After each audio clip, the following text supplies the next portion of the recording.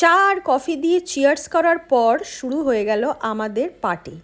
ও hello everyone, আমি প্রেরণা ভট্টাচার্য আর তোমরা দেখছো আমার ফেসবুক ব্লগ। আজকে কিন্তু আমার বাড়িতে চাঁদের হাট। চাঁদের হাট মানে আমার ছোটোবেলার স্কুল ফ্রেন্ডসদের পুরো গ্যাংটা আজকে আমার বাড়িতে এসে উপস্থিত।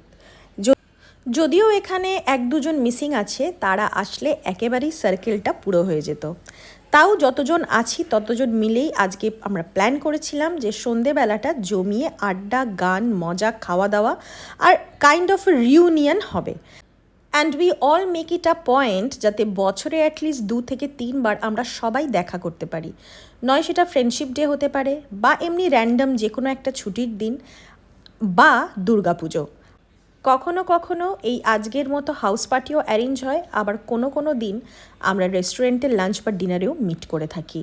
তো যেরকম বলছিলাম, আমাদের কিন্তু 30 থেকে 32 বছরের বন্ধুত্ব। এখন কিন্তু অনেকের বিয়ে হয়ে গেছে, অনেকের বাচ্চাও হয়ে গেছে।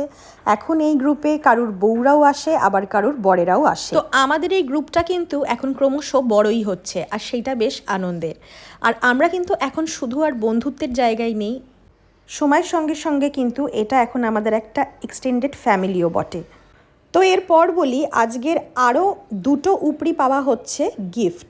বড় হয়ে গেছি অনেক, তবুও গিফট পেতে এখনও ভালো লাগে এবং সেরকমই এক্সাইটমেন্ট নিয়ে গিফট আনর্যাপও করে। এই গিফটটা দিয়েছে চান্দ্রেই, আর আরও একটা গিফট যেটা আনর্যাপ করছি এটা দিয়েছে সুদর্শন। একটা অপূর্ব উডেন সার্ভিং ট্রে, যেটা আমার ভীষণ পছন্দ হয়েছে। আর ট্রেটা কিন্তু সেদিনকেই আমরা ইউজ করে ফেলেছি, দেখতেই পাচ্ছ।